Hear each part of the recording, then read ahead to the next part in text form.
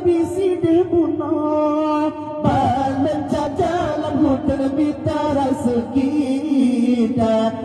itu analun ingli Yahudi Seorang analun mama mentua Kau berjanji dengan Nabi menjabutlah Kesesukan mau iku bangka mau jamitan Ijalak menerempam menjersika Sallah Rabbuna alaika ya Muhammad Bismillah solah fi pada zaman Sallah Rabbuna alaika ya Habibi Ahmad Mustafa sahibil bayan Sallah Rabbuna alaika ya Muhammad Misbah solah fi pada zaman Sallah Rabbuna alaika ya Habibi